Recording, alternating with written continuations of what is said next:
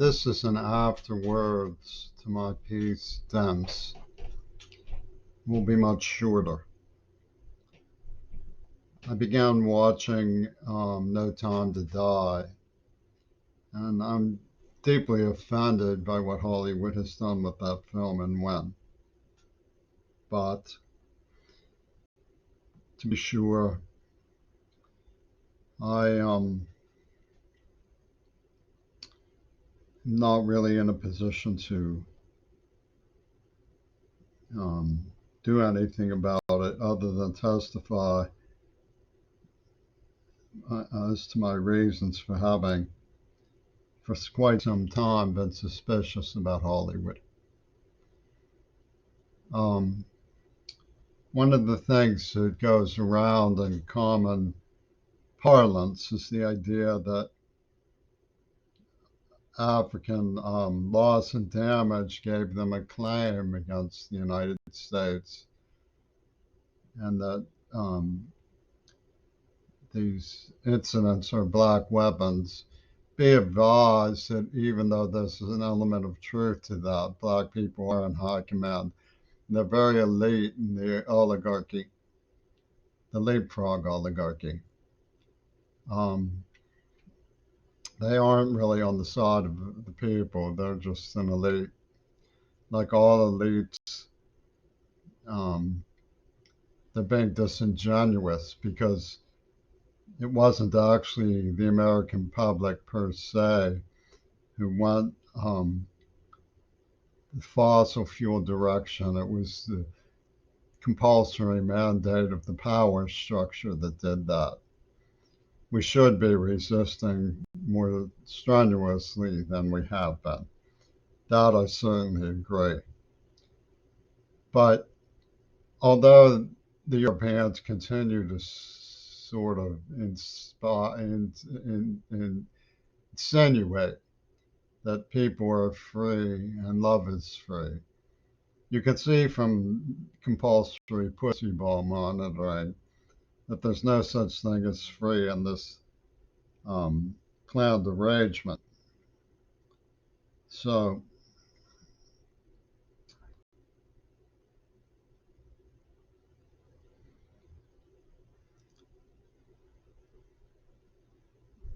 we need to look at some of the things and evaluate some of the things that should be carefully noticed.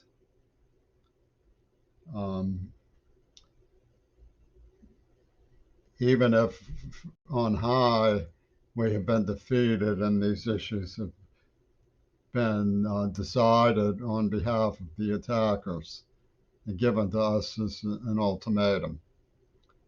For example, the jaw-moving flick of Adolf Hitler that came up recently as an unseen footage of the Fuhrer is identical to Trump's selected film in Oliver Stone's interview with Putin, Trumping, saying the American dream is dead.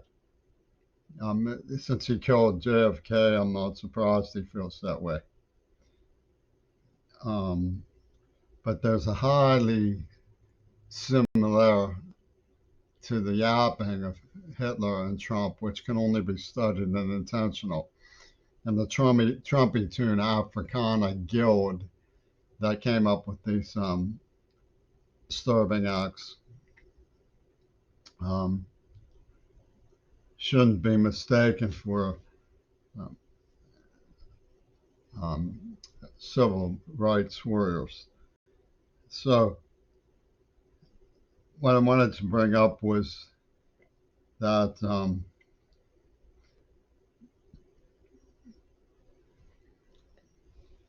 we hear about hybrid warfare, but the truth is it's not new. It's been around a long time.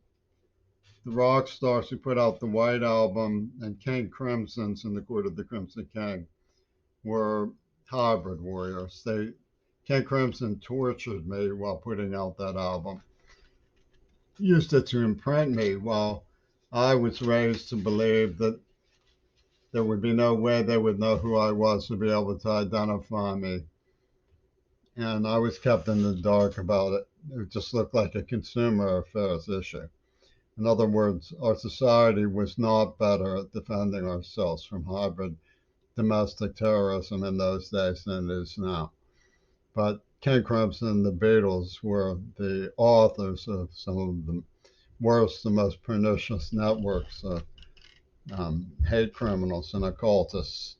And of course, they have Burak Rikustagoronov, who everybody is supposed to be a love slave to. I noticed that they changed my words to that I am married to tears. How about that?